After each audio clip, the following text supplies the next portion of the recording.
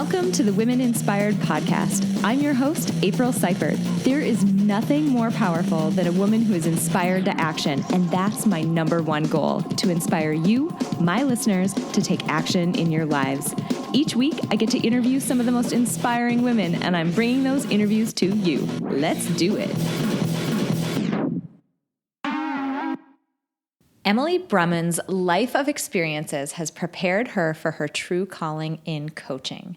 Emily spent over 15 years in the corporate, governmental, and nonprofit sectors. After leaving public service, Emily began to pursue her dream of coaching in order to see people discover their unique design and gifting. Emily has also traveled overseas to coach, as well as work with various international ministries. Emily's currently based in Portland, Oregon. She's certified as a certified Christian leadership coach, certified Strengths Finder coach, a certified MCOR coach and consultant, a licensed and certified Patterson Life Plan facilitator, and a certified VIA Strengths coach and consultant. Holy cow, I'm so excited for you to meet her. Hello, everyone. I'm so pumped for you to be with me this week. We have a wonderful guest on the show. I am so excited to welcome Emily Brummund to the podcast. Welcome, Emily. Thank you so much for having me. I'm excited to be here. This is fantastic. I'm really excited to get to know you and get to know a little bit about the work that you've been doing. But before we jump into all of that, just help us get to know you a little bit. Just tell us a little bit about your background and who you are. Sure. I was born and bred in Omaha, Nebraska, so I'm a Midwest girl at heart.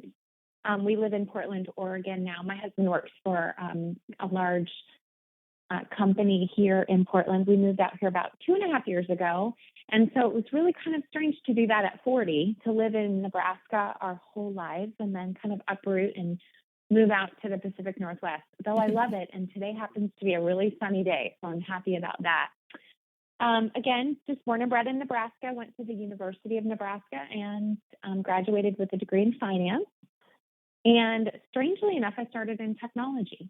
So worked for a large regional bank in the area, worked in technology for about 12 years and loved it. But what I loved most about it was the people, and loved working on different projects where I got to have teams of people that I was a part of, and really kind of move in a direction of always moving forward, always making progress with different technology projects. So I guess that's kind of the beginning of my career. And then strangely enough, and everyone has a lot of questions around this, is I ended up in politics. I worked for a United States senator. I left my job at that large regional bank and went straight onto a campaign and then into federal office for about 4 years. And loved my time with that United States senator. He was a little bit like a dad to me. I'd lost my dad a few years before. And I loved being able to really impact people and impact our state specifically, and really get to impact people one-on-one. So just kind of another clue into what I was supposed to be doing with my life. And from there, I started to try and find what was next. I really knew it was time to move on, and didn't know what was next. And that's how I found my way into coaching. So I'm a coach. I'm a life and leadership coach.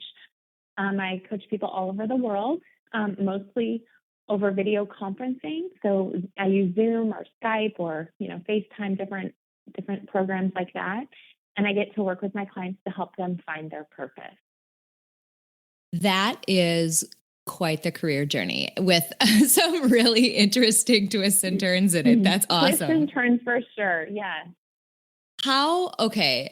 I'm certain people ask you this. How did you make that transition from sort of a traditional finance, working at a bank in technology, that sort of role? How did you make the transition into politics? What was it that made you do that? Well, it's crazy. I was working in something called strategic technology. So I was working on different kind of cutting edge technology projects, loved it. But the economy started to take a turn. And, it was 2008. And it was really that time where we started to see things come unraveling. And there wasn't a lot of money for strategic technologies. And my talent set gets really bored when I start to get into things that are routine. And so when I started to see the future and saw projects that were going to be pretty routine, instead of things like mobile banking or different things that were kind of on the cutting edge. When my company said, we're just going to have to put a halt on those, I started to think, okay, I think my time here is coming to an end. But it was stable. My husband had a great job, but we kind of liked, the stability of two incomes, and we kind of fought it for a while. And so I really felt like I can remember the night we were laying in bed, and I knew God was really calling me out of this banking, but I didn't have anything that I was jumping into. Yeah. And so I remember laying in bed, and my husband said to me, Emily, I feel like we're getting into delayed obedience is disobedience. And if you've ever heard that term, really, I knew what I was supposed to do. I just didn't want to do it. And so I was kind of getting to this place where I knew I was kind of out of alignment with what I was supposed to be doing. So I quit. I didn't have another job. I went in and said, it's time. And we were a little scared.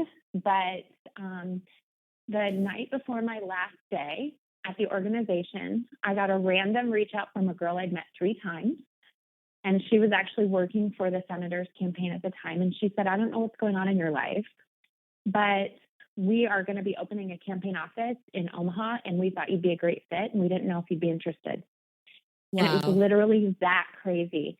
The funniest part about it is, one of those nights in bed as we lay there and talked, I said, I kind of like politics. What do you think about that, honey? And so when this all happened, he said, did you tell anybody? And I'm like, I didn't tell anyone.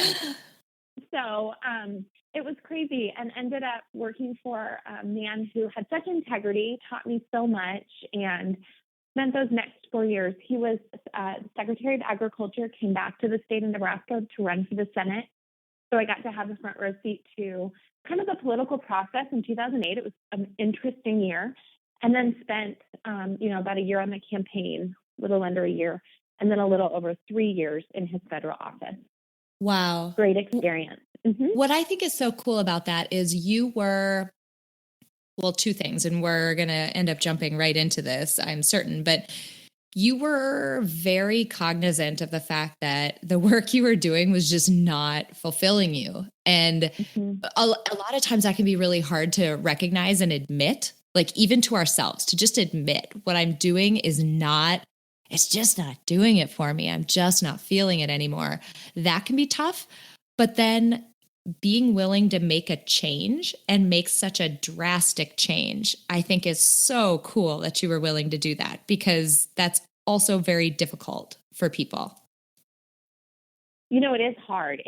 I remember those days of not knowing and honestly taking a pretty large pay cut. You can imagine going from technology to politics. Politics doesn't pay well, just telling you that right now. But I really felt like that was so much more in alignment. And part of my talent set, and I know that we'll talk about this, is I'm high belief. And one of the pieces of having a high belief as part of my personality is, to me, success is more than money and prestige.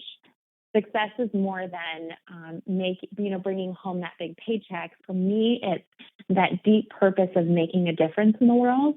And I saw this as an opportunity to really make a difference in my state and in my country, honestly. Oh, I like that so much. All right. So did a stint in politics, found that really fulfilling. I'm going to ask the same question. How did you turn that corner then into coaching? How did that find you? And how did you decide that that was something that you wanted to get into? Sure. So after that time in that federal office, what I really started seeing was what I loved about my jobs was really impacting either my employees or impacting the people around me and really developing them. I had this wonderful boss when I was in technology, and she really taught me how to go from, really being a person who was just asking, how to do something, to really leading people. And I started to see myself doing that and really developing my leaders around me. And so that was very, very exciting to me. And then I came to a point where, again, I really felt this.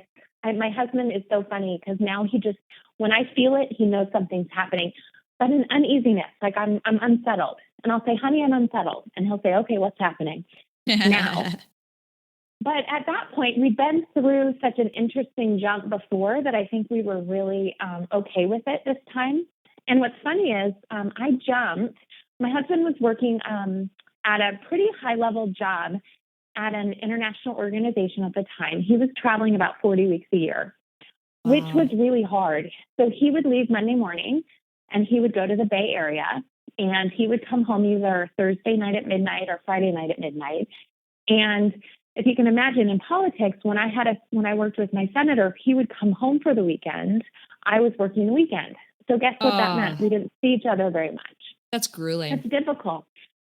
So we got to this place where we said, okay, I'm going to take a step back and let's kind of reconnect. Let me travel with you for a while and let's see what I want to do next.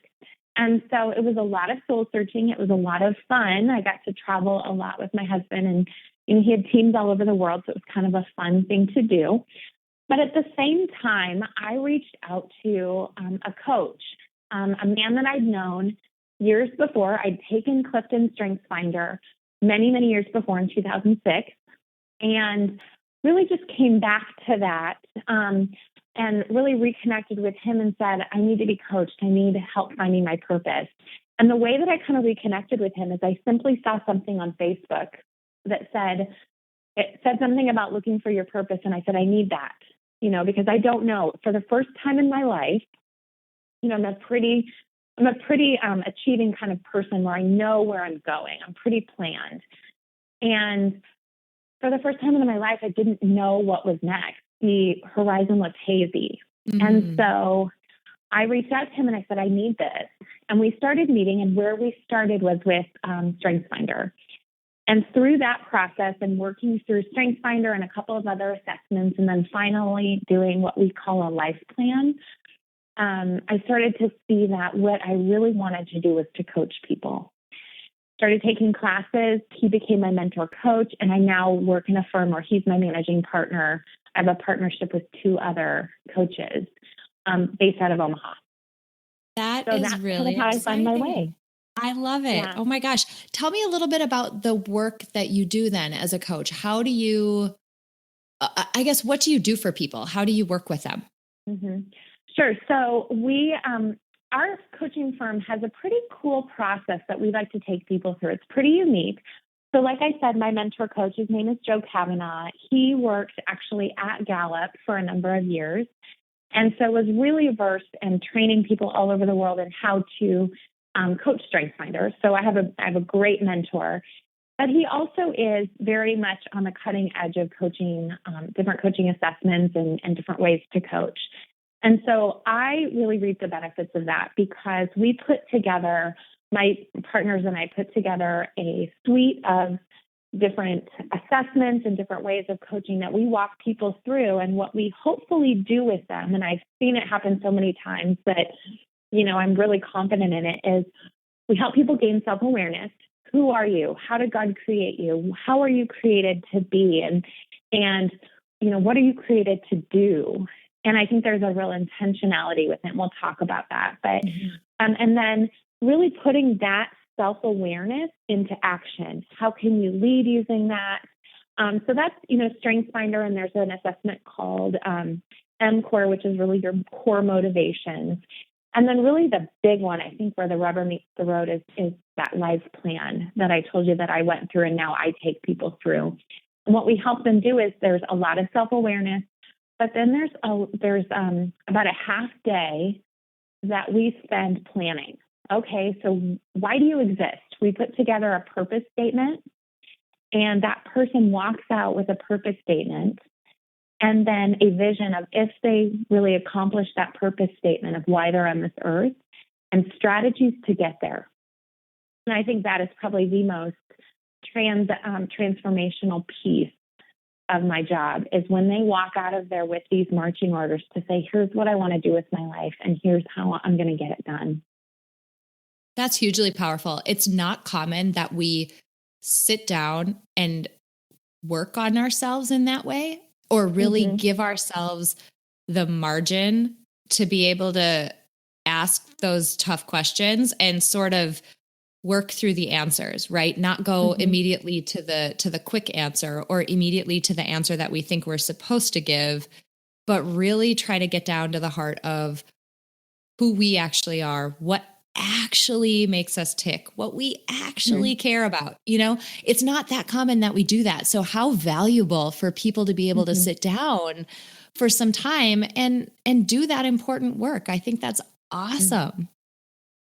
It is, it's transformational. And I've said that a few times, but the life plan process is actually 2 days long. We kind of lock ourselves in a room for 2 days.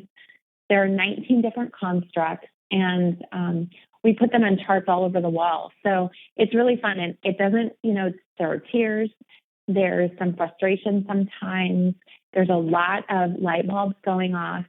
And it's a really fun process to walk through. I've never had anyone walk out of that room and not say, wow, this is going to change my life. If they follow through with those strategies that we put in front of them, it does change their life. Do you have, is there a case study, a story, or something that you would be willing to share with us to just give some color to that? A situation where somebody had a massive shift or a big change? Oh my gosh, there's so many. I think I actually can speak to my own. When I walked into the life plan, I didn't know that coaching was what I was really going to walk out with.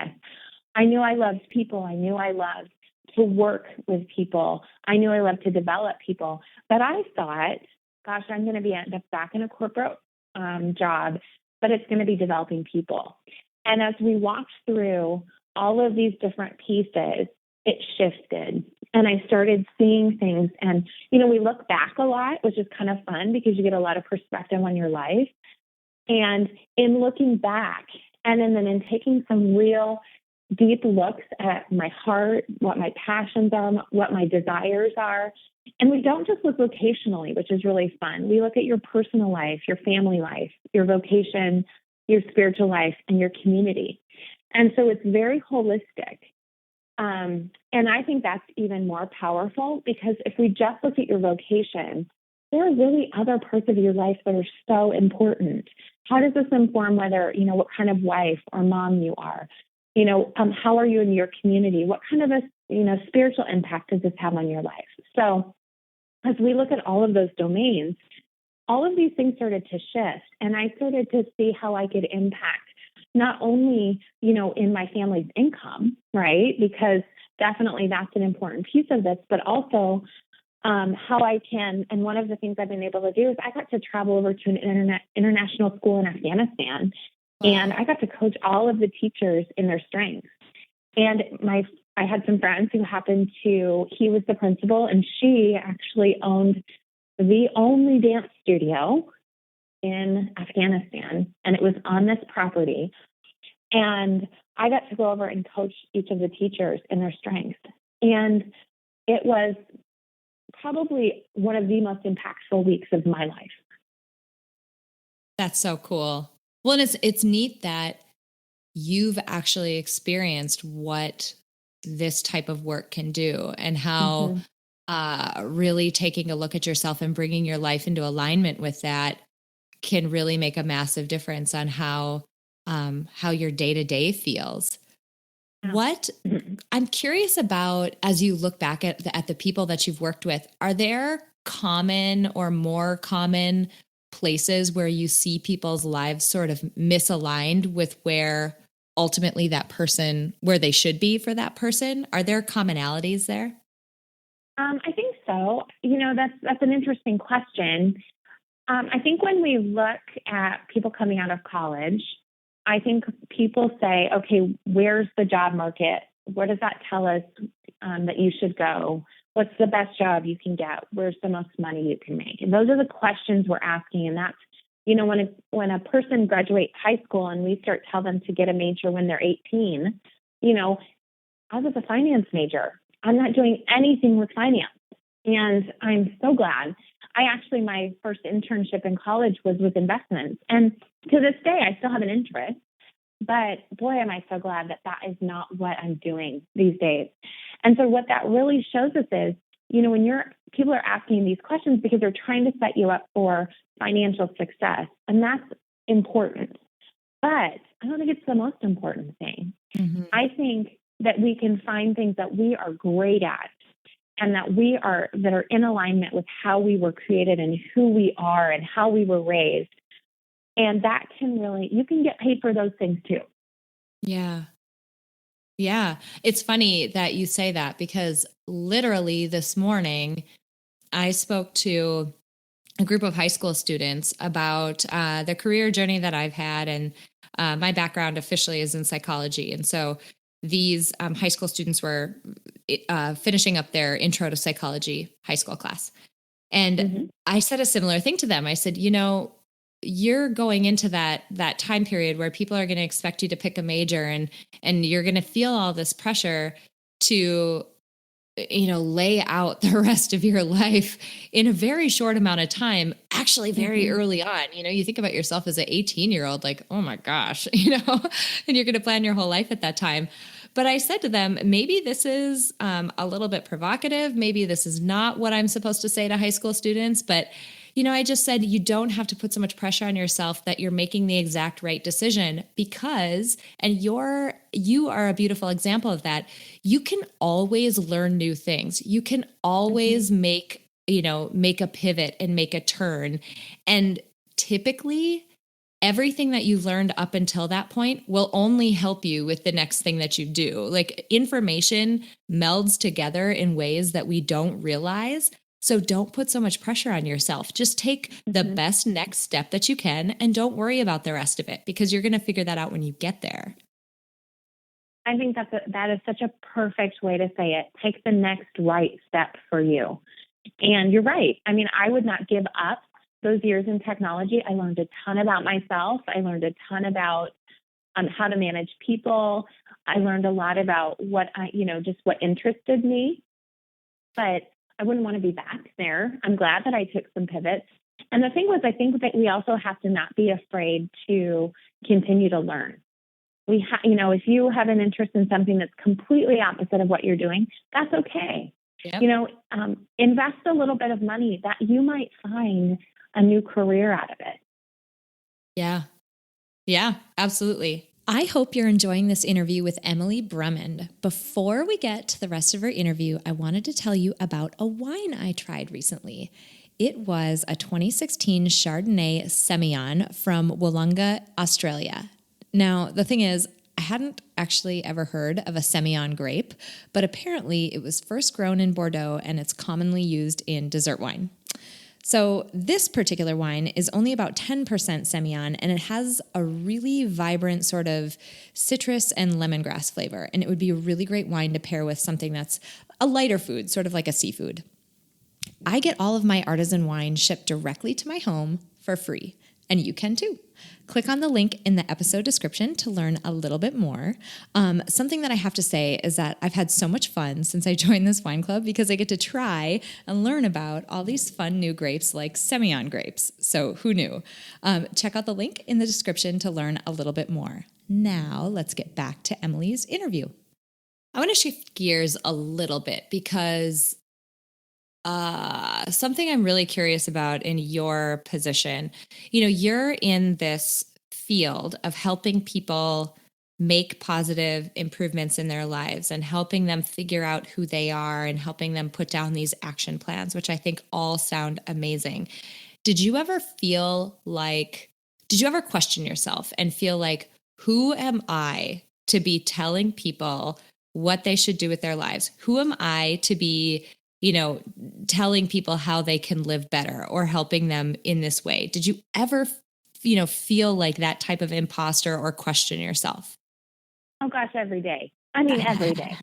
I had a call this morning with, he's now a great friend. He's a coaching client and is a successful business owner. And we were having just a life coaching conversation about some changes in his business. And I sometimes sit back and say, who am I to be doing this? But, I think that's a lie we tell ourselves. I think, I know I've been well trained. I know he reaches out because I add value to his life. I know he wouldn't stick with me just, as a charity case. I mean, let's be honest. But so yes, all the time. And I don't think that's abnormal for any of us to really question that. But I think it's really what we do in the face of those fears. I always think it's important to keep taking those next steps, and I think sometimes those fears show us we're going in the right direction. I'm getting outside of my comfort zone. I'm growing. And that's really, really powerful when we look in the face of fear and continue to move forward, because it could paralyze us. Yeah, absolutely. Oh, absolutely. And I think that's something that we struggle with a lot as women, is just feeling like, maybe we need to be overqualified. We need to prove that, Mm-hmm. we're worthy or able, or able to help someone in that way, or able to be in the worthy of being in the position that we're in. Sometimes we feel like we have this massive burden of proof on our Mm-hmm. hands to be able to feel, worthy of being there. I think one of my favorite parts of coaching, and I know I use a lot of assessments that do have a lot of information that goes along with it. I'm an expert in StrengthsFinder, and I'm blessed because I have a lot of information in that area. But really with coaching, a lot of it is understanding that I'm not the expert on who they are. They're the expert in who they are. And I just need to ask the right questions to help them realize they know the answer already. And so a lot of times it's getting out of my own way and asking those open-ended questions so that they really start to explore their own lives. Because at the end of the day, what they say is much more powerful than what I tell them. Yeah. Yeah. I could totally see that. As you're looking back in this type of work, was there ever, I don't know, was there ever a low point or ever a part where you just thought, wow, this is hard? Oh gosh, yes. Coaching ebbs and flows, whether it's time of year when people want to be outside with their kids instead of being coached, or, when you're first starting out and you really haven't proven, you don't have, I have a lot of now, most of my business is word of mouth or referrals, and that's wonderful. But at the beginning, it's a little harder, right? You don't have that proof of concept. You don't have the people saying, yeah, she helped me in this leadership capacity, or she really, impacted me here. So it's slow. And so you start to question, gosh, am I ever going to make a living at this? What am I doing? Maybe I should just go get a job, things like that. Thankfully, I had people around me that really supported me. I had my other partners who had been there before. My husband is my biggest cheerleader, and I'm so thankful for him that he saw something in me. And, when you get down, having those people around you that speak wisdom and truth, I always say to have, kind of those people, maybe those 3 people in your life that are your biggest cheerleaders, but also will be honest with you. Mm. And that was really, really important in those low moments. And again, it's all about saying, okay, this is a low time. How do I keep moving forward? So it's looking that fear of failure. And I think that's the big fear, right? Fear of failure, fear of rejection in the face, and saying, it's not stopping me. I'm going to keep moving forward. Mm-hmm. Yeah. Something I read recently along those same lines is that the advice that somebody had it's very in line with what you're saying. She said, you have to put yourself in a position where, fear is going to happen. We're always going to be afraid of things. There's no avoiding it. It's just, it happens to everyone, but you have to try to put yourself in a position where the faith that you have in yourself and in your ability, that faith is bigger than the fear that you have for taking that next step or taking action or doing whatever it is that you're trying to do.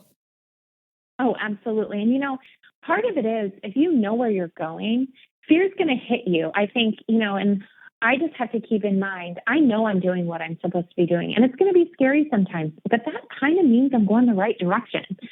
So it's not going to always be an easy road. And I really feel like if I'm being obedient to God's call in my life, and then I do have to walk forward in faith, and in faith in myself and in faith in what I know I've been called to do.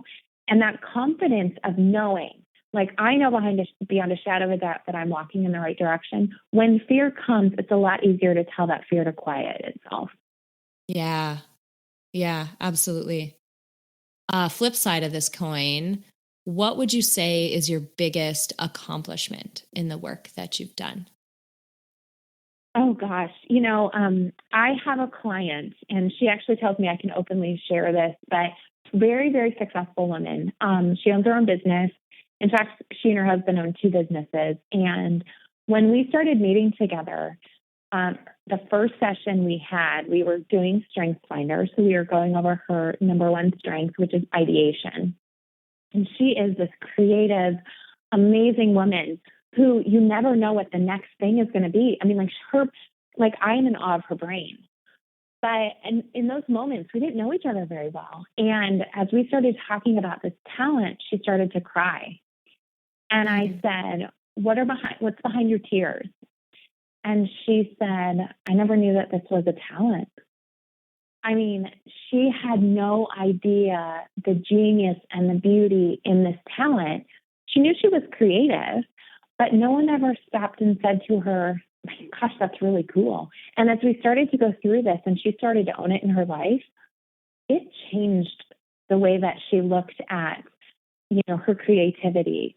And it changed the way that she really looked at who she was.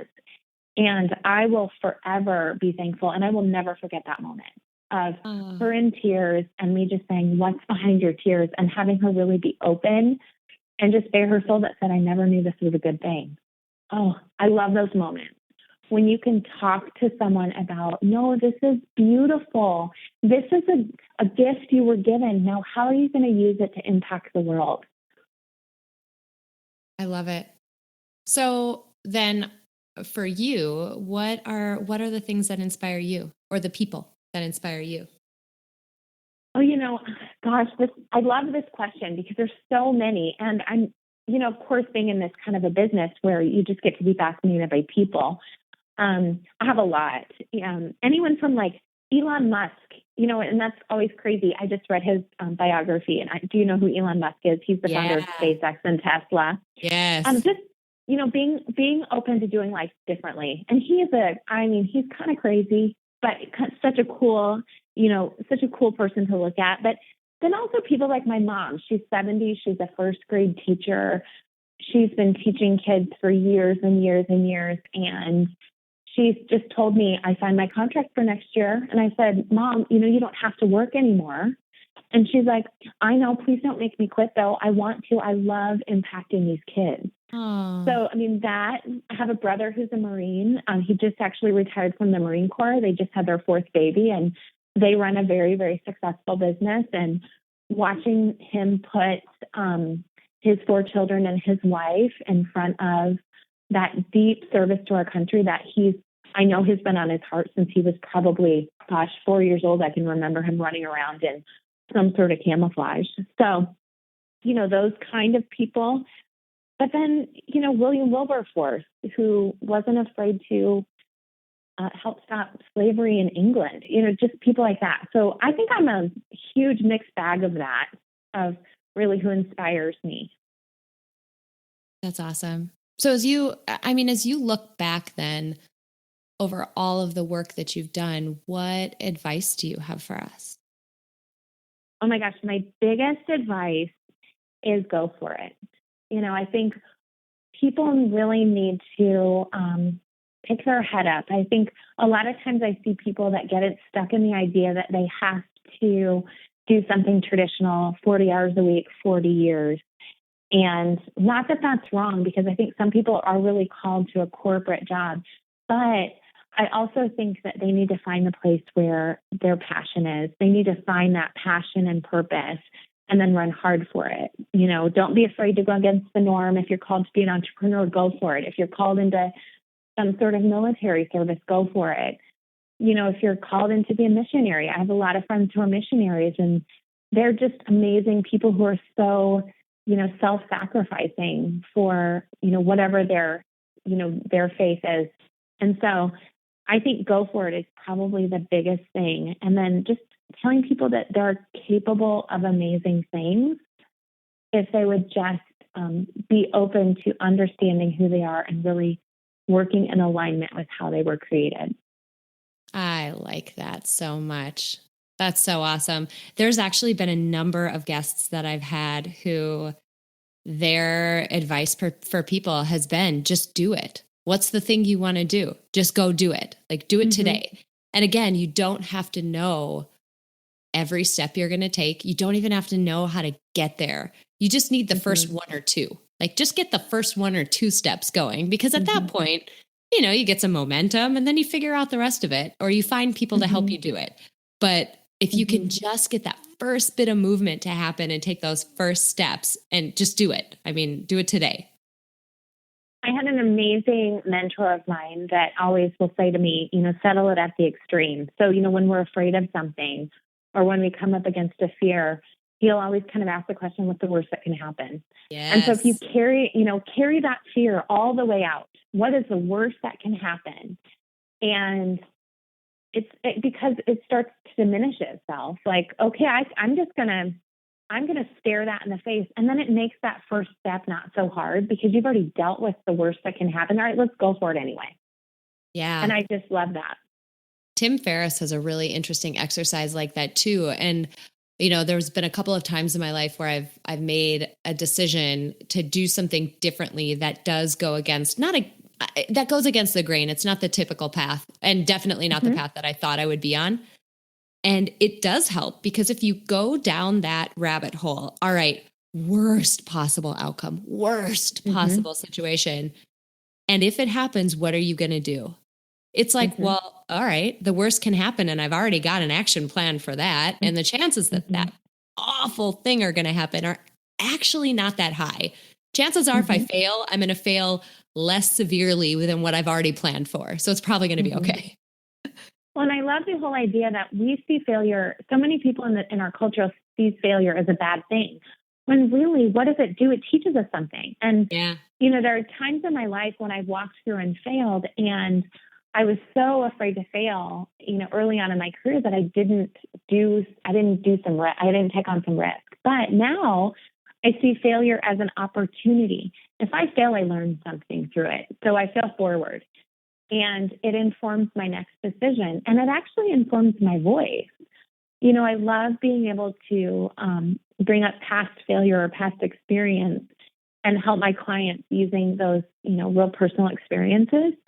And gosh, if they can use one thing that I've learned in my life to help them forward, that's amazing. And it doesn't feel like a failure anymore, does it? Oh, absolutely. And the thing is, we're afraid to fail.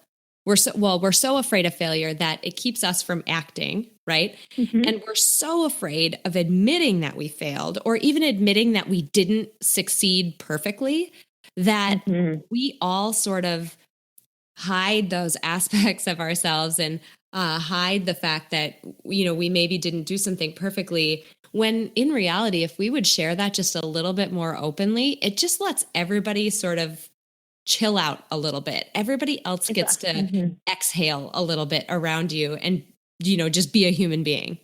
I actually had somebody a couple of weeks ago, I was sharing something, and they said, oh my gosh, your marriage isn't perfect. I laughed, no, you know, my husband and I've been together 23 years and married 15. And so of course we've had our difficulties, but it was just so funny. And I thought, okay, so there's a place for authenticity. I need to have maybe a little bit more transparency, right? And you learn that transparency does help people see you as real, and it helps you identify with you just a little bit more. Yeah, I like that. What's your next goal? Oh gosh, you know, I was thinking about this, and I want to write a book. Nice. So, yeah, that is something that's really been on my heart for quite a while. So I am, of course, I'm scared, and there's that fear again, right? Yep. But I could let it stop me. I could let it paralyze me, or I could say, I'm going to move forward in it, and, you know, come what may. Maybe it'll sell one copy, and that'd be to my mother. Oh, two. My husband will buy one too. But you know, that's been on my heart. But I also really feel a calling to, you know, just really speak truth into women's lives on a larger scale. So I want to keep growing my business. I want to see what I can do to just really impact people. Because at the end of the day, isn't that the most important thing? Is I want to leave this world a better place than the way that I found it. Oh, heck yeah. That's huge. Imagine the world we'd live in if everybody felt that way. And that's why, the guiding thing behind everybody's actions. Oh my gosh, it'd be so different, wouldn't it? Yeah. Incredible. Absolutely incredible. I so appreciate you being here. I just have one last question for you. And Yes. it's the question that I ask every single person who is on the podcast. I would love for you to help us build out our Spotify Power playlist by adding your favorite motivational song. Oh, this one is a hard question. And I had two, but I'm just going to tell you the one that I think is the best one right now. Awesome. There's a song by Switchfoot called Life is Short. And it really talks about how life is short. I want to live it well. I like and that. really just making the most of every breath. And I even tell I have a mentor who's 80, she's 83 years old. And every time I'm in Omaha, we have coffee together, we spend time together. And I was speaking at a women's ministry event in Omaha, and I said to her, Jean, you have breath in your lungs. You still have purpose. And so I think that's so important for everyone to know it's never too late. And I think this song really talks about that. It's just never too late. If you have breath in your lungs, you still have a purpose on this earth. I like that so much. And I just so appreciate you being willing to take some time today and be open about your story and share the work that you've been doing. It is so powerful, your ability to help impact other people. And I just really appreciate you sharing it with us. Thank you, April, so much. It's been a pleasure. And you are doing such great work. I'm so thankful for what you're doing and for what you're offering to this world, too. Thank you. Oh my gosh, you guys, I really hope you enjoyed that interview as much as I did. Every once in a while, all of these interviews make me really think, but once in a while, there's one that really makes me, ask myself the hard questions and really start to challenge assumptions that I'm making about myself, about my decisions, about the things that I'm doing, et cetera, et cetera. And this was one of those. Obviously, Emily's great at this because that's what she does for a living. She, encourages people to ask themselves those questions and figure out, what it is they really want to do.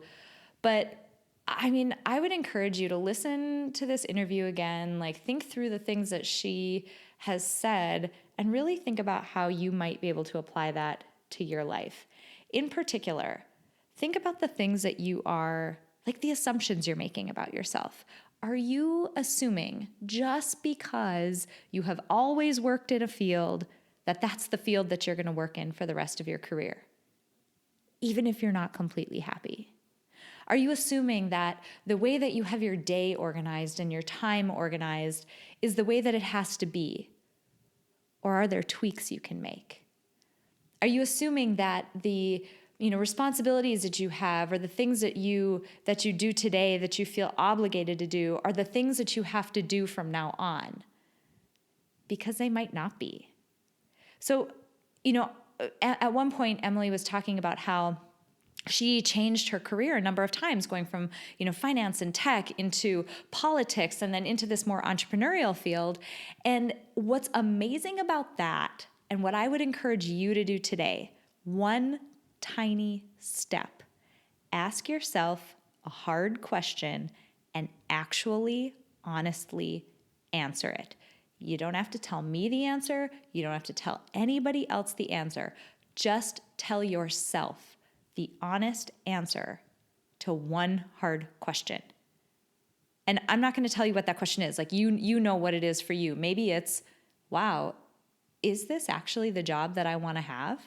Or, are those really the obligations that I want to have? Or do I really want to spend this much time with these people? Et cetera, et cetera. Again, there's a million things that you could ask yourself, but ask yourself one of the hard ones and actually answer it. And what's cool about it is, she talked about moving forward even though you're afraid and moving forward and failing forward. Something that I've gotten into in my career is the field of design thinking and really using this lens of having a designer's mind to think about how you might approach problems differently. And you can totally apply this to your life. And as a spoiler alert, that's really a big focus of the workshop that I've been working on. And I keep flirting with that topic and talking to you guys about it and whatever. And I swear one of these times I'm actually going to let the cat out of the bag entirely. But design thinking has a lot to offer in terms of how we set up our lives. And one of the things that I really love about it is design thinking operates around this idea of a prototype.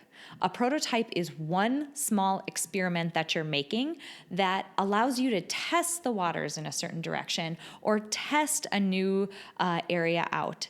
And what's cool about a prototype is the whole reason why you have a prototype is that they are designed to fail.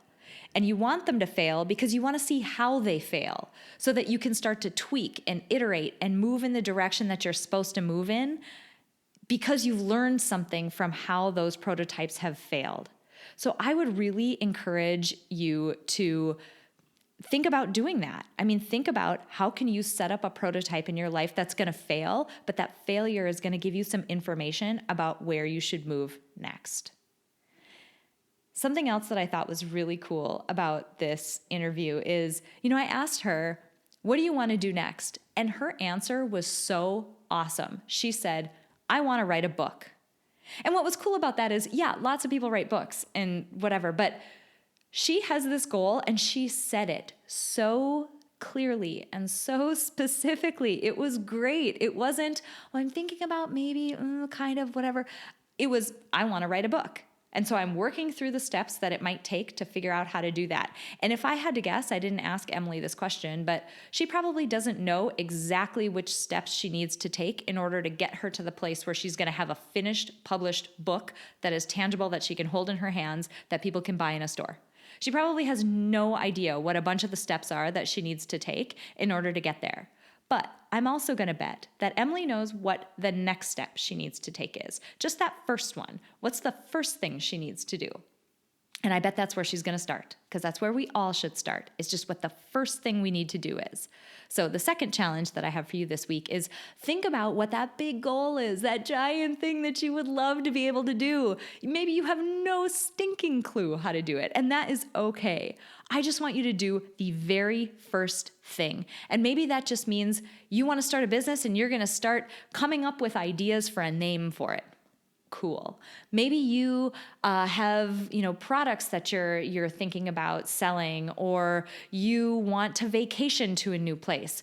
Great. Just do a few Google searches. That might give you a little bit of information that might lead you a little bit closer. Because I think what you're going to find is that as soon as you start to take action, momentum builds quickly. And that's where stuff starts to really get fun. I really hope you guys enjoyed this episode. If you did, it would mean the world to me if you would, number one, share it with somebody else who you think needs to hear this awesome message that Emily put out there. Have you heard anybody be more vibrant and positive lately? She's just amazing. I would love it if you would share her episode with somebody else who might need to hear it. And also, if you could pop over to iTunes and leave me a rating and a review, it would be amazing. It makes it so much easier for people to find my episodes when they're looking for inspiring content that might be able to help them in their lives. And that is exactly what I'm trying to do. I hope you all loved this episode, and until next week, have an inspiring week.